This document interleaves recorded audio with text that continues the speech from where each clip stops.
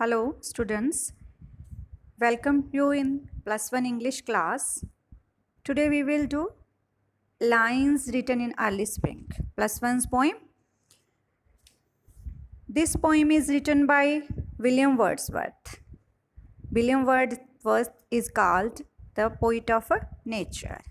William Wordsworth ਨੂੰ ਬੇਟਾ nature ਦਾ poet ਕਿਹਾ ਜਾਂਦਾ ਕਿਉਂਕਿ ਉਹ ਕੁਦਰਤ ਦੀ ਕੰਪਨੀ 'ਚ ਰਹਿਣਾ ਬਹੁਤ ਪਸੰਦ ਕਰਦਾ ਸੀ। ਜਦੋਂ ਵੀ ਉਹ ਇਕੱਲਾ ਤੇ ਉਦਾਸ ਹੁੰਦਾ ਸੀ ਤਾਂ ਉਸ ਨੂੰ ਹਮੇਸ਼ਾ ਕੁਦਰਤ ਹੀ ਆਨੰਦ ਦਿੰਦੀ ਸੀ। ਤੇ ਇਸ ਪੋਇਮ ਦਾ ਨਾਮ ਵੀ ਕੁਦਰਤ ਦੇ ਨਾਲ ਹੀ ਸੰਬੰਧਿਤ ਹੈ।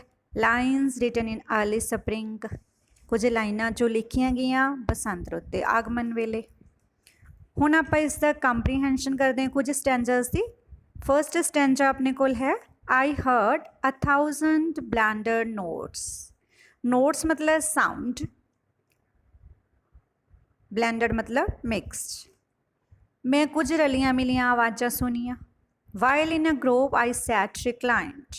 Grove दरख्तां दा झुंड, reclined हुंदा बेटा पिठ दे पर लेटिया होया जां जिवें आपां कंध दे सहारे या दरख्त दे सहारे लेटी हुई अवस्था 'च बैठ जाने आ। जदों कि मैं दरख्तां दे झुंड हेठां आराम वाली अवस्था 'च लेटिया पिया सी। मैं कौन है इत्थे बेटा? कवि खुद। कवि कौन है? William Wordsworth. In that sweet mood, मेरा मूड किहो जिहा सी? बड़ा खुश, स्वीट, हैप्पी। प्लेजेंट थॉट्स, विचार किहो जिहे आ रहे सी मन 'च? प्लेजेंट, बड़े खुशनुमा। Bring sad thoughts to the mind, इन्हां खुशनुमा विचारां दे नाल ही मेरे मन दे विच सैड थॉट्स आ गए।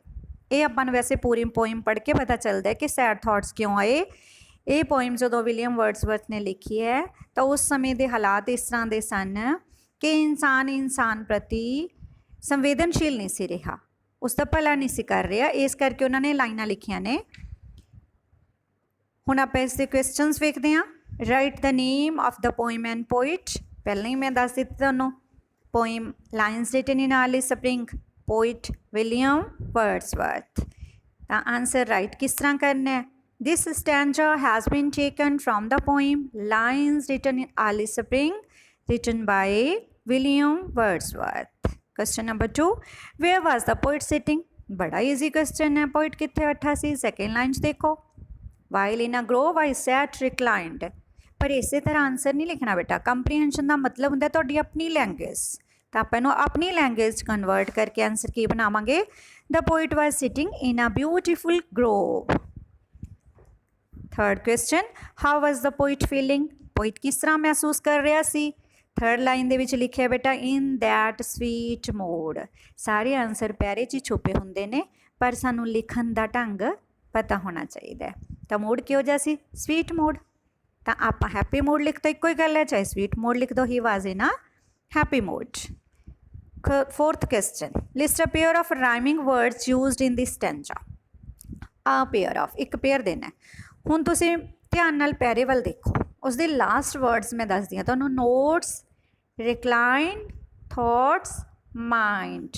दोबारा बोल के देखो, नोट्स, थॉट्स, रिक्लाइंड, माइंड। इक्को जी साइन वाले वर्ड्स किहड़े ने?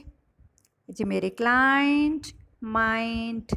ਜਿਹੜੇ ਇੱਕੋ ਜਿਹੀ ਸਾਊਂਡ ਵਾਲੇ ਵਰਡਸ ਹੁੰਦੇ ਨੇ ਉਹਨਾਂ ਨੂੰ ਅਸੀਂ ਰਾਈਮਿੰਗ ਵਰਡ ਕਹਿੰਦੇ ਆ। ਧੁਨ, ਇੱਕੋ ਜਿਹੀ ਧੁਨ ਆਉਂਦੀ ਹੈ ਲੈ ਵਾਲੇ, ਅਤੇ ਨੋਟਸ ਤੇ ਥਾਟਸ ਇਹਨਾਂ ਦੋਨਾਂ ਦੀ ਇੱਕ ਆਉਂਦੀ ਹੈ ਸਾਊਂਡ।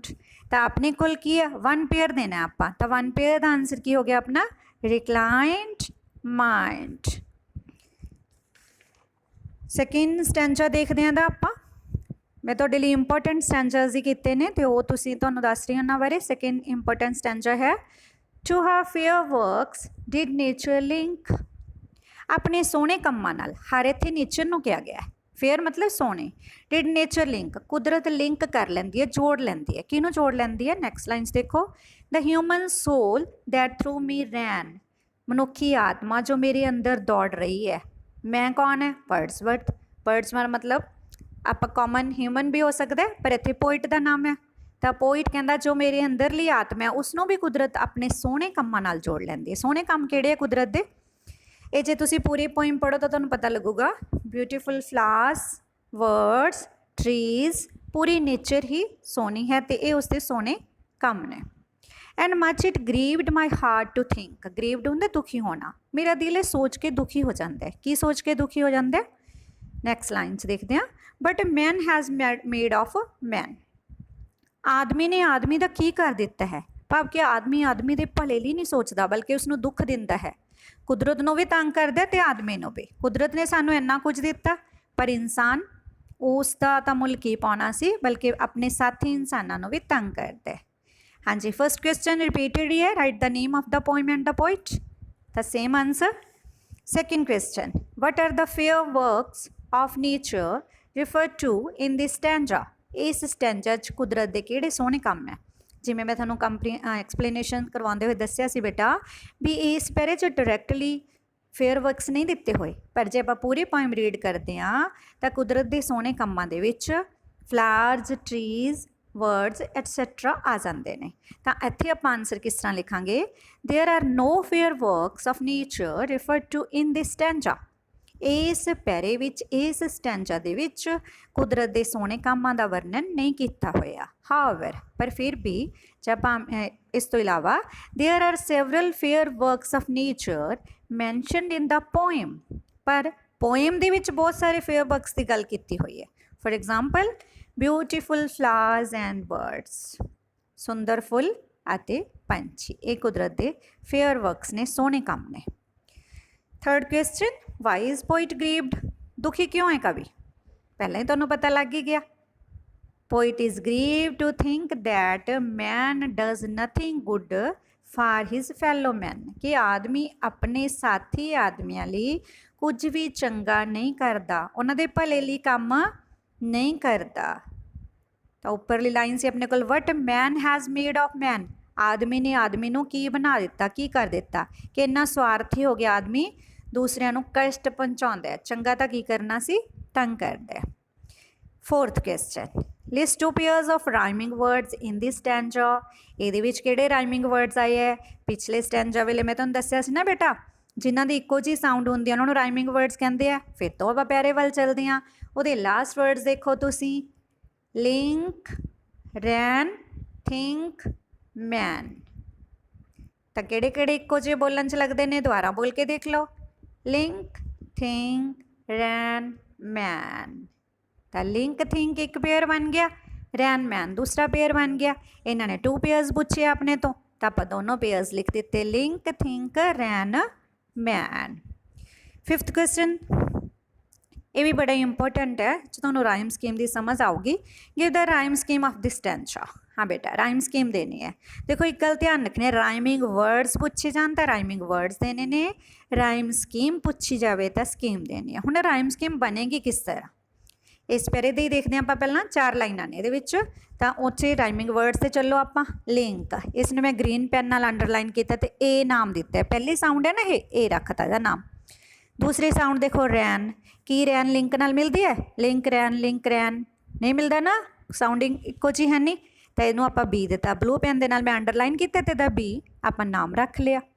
हुण थर्ड वर्ड पर चलते हैं आप, थिंक किहदे नाल मिलता है बेटा, हाँ बिल्कुल सही दसिया तुसीं, उपर लिंक नाल, देख लिया ना, तुहानूं पता चल गया, लिंक थिंक मिलते हैं। आप राइमिंग वर्ड तो पहले ही कढ़ रखी है, तो ये फिर यदा नाम भी हो गया, भी ग्रीन पेन नाल ही किया मैं। फिर नीचे मैन, ये साउंड किहदे नाल मिलती है, रैन दे नाल, तो इसका नाम की हो गया बी। तो राइम स्कीम की बन गई ए बी। इस पैरे मुताबिक ए बी है, किसी होर पैरे दे विच सी डी आदि भी आ सकते हैं, मतलब कई ज़्यादा वर्ड्स कई बार नहीं होंगे राइमिंग, तो ये अपने को 2 वर्ड्स राइमिंग ने, तो अपने को स्कीम की बन गई ए बी। तो हुण तुसीं कन्फ्यूज तो नहीं हो गए ना, राइमिंग वर्ड्स पूछे जान तो वर्ड्स देने ने, राइम स्कीम पूछी जाए तो राइम स्कीम देनी है। आप सेंट्रल आइडिया भी देख लिया इहदा, One day the poet thinks about nature while sitting in a beautiful grove। बड़ी ईजी लाइन्स दे विच लिखिया बेटा, मैं तुहाडे लई जिस तरह पोएम की एक्सप्लेनेशन की उहदे विचों ही लाइनां कड्ढियां ने। एक दिन पोइट नेचर दे विच बैठा, कित्थे बैठा सी, ग्रोव दे विच, किहदे बारे सोच रहा, नेचर बारे। He sees that nature has blessed man with countless gifts, countless जिहड़ी गिनिया ना जान, अनगिनत। वो कहता है कि कुदरत ने आदमी नूं अनगिनत तोहफे दिते ने, but man does not act according to nature, पर आदमी कुदरत के अनुसार काम ही नहीं करता, वो अनुसार चलता ही नहीं। कुदरत साढ़े तो कुछ नहीं मंगती, बस ਉਹਦੇ अनुसार चलना मंगती है। ही फील्स सैड, वो दुखी हो जाता है when he thinks of man's behaviour towards his fellow man, ਜਦੋਂ ਉਹ ਆਦਮੀ ਦਾ ਆਪਣੇ ਸਾਥੀਆਂ ਪ੍ਰਤੀ ਵਿਵਹਾਰ ਦੇਖਦਾ ਤਾਂ ਉਹ ਦੁਖੀ ਹੋ ਜਾਂਦਾ ਹੈ। ਬੜਾ ਸਿੰਪਲ ਐਂਡ ਈਜ਼ੀ ਹੈ ਬੇਟਾ ਇਹ ਸੈਂਟਰਲ ਆਈਡੀਆ। ਤੁਹਾਡੀ ਸੁਵਿਧਾ ਲਈ ਮੈਂ ਕੁਝ ਵਰਡ ਮੀਨਿੰਗਸ ਦਿੱਤੇ ਨੇ, ਦੇਖ ਹੀ ਰਹੇ ਹੋ ਤੁਸੀਂ। ਇਹ ਬਲੈਂਡਡ ਪਹਿਲੇ ਪੈਰੇ 'ਚ ਆਇਆ ਸੀ, ਮਿਕਸ ਰਲੀਆਂ ਮਿਲੀਆਂ ਆਵਾਜ਼ਾਂ, ਨੋਟਸ ਸਾਊਂਡ ਜਾਂ ਸੌਂਗਸ ਮਿੱਠੇ ਗੀਤ, ਵਰਡਸ ਦੇ ਵੀ ਹੋ ਸਕਦੇ ਅਤੇ ਕੁਦਰਤ ਦੇ ਵਿੱਚ ਵੈਸੇ ਵੀ ਆਵਾਜ਼ਾਂ ਆਉਂਦੀਆਂ ਰਹਿੰਦੀਆਂ ਨੇ। ਗਰੋਵ ਦਰਖਤਾਂ ਦਾ ਝੁੰਡ, ਗਰੁੱਪ ਆਫ ਟਰੀਜ਼। ਰਿਕਲਾਈਨਡ ਲੀਨਡ ਬੈਕ, ਲੀਨ ਹੁੰਦਾ ਪਿੱਛੇ ਨੂੰ ਝੁਕਣਾ, ਪਿੱਛੇ ਨੂੰ ਝੁਕਿਆ ਹੋਇਆ। ਆਪਾਂ ਦੇਖਿਆ ਸੀ ਕਿ ਉਹ ਪਿੱਠ ਦੇ ਭਾਰ ਲੇਟਿਆ ਹੋਇਆ ਸੀ। ਗਰੀਵਡ ਦੁਖੀ ਹੋਣਾ, ਕਾਜ਼ਡ ਪੇਨ ਜਿਹੜੀ ਚੀਜ਼ ਦੁੱਖ ਦੇਵੇ। ਪ੍ਰਿਮਰੋਜ਼ एक प्लांट है बेटा येलो फ्लावर्स वाला, a small plant with yellow flowers. Bower a shady place under trees, दरख्तां दे झुंड नीचे वाली जिहड़ी जगह, दरख्तां दी छां हेठली जगह। पेरीविंकल अ स्मॉल प्लांट, ये भी एक छोटा जा पौधा है। Trailed pulled along behind something, किसी चीज़ के पिछों दी निकल के आना, पिछे पिछे जाना, जिवें वेल उपर नूं चढ़दी है। Tuft a number of flowers taken together, फुल्लां दा गुच्छा। रीथ्स गारलैंड्स, फुल्लां दी मालावां। हैवन पैराडाइज, स्वर्ग। लेमेंट एक्सप्रैशन ऑफ ग्रीफ, दुखी होना या पछतावा होना।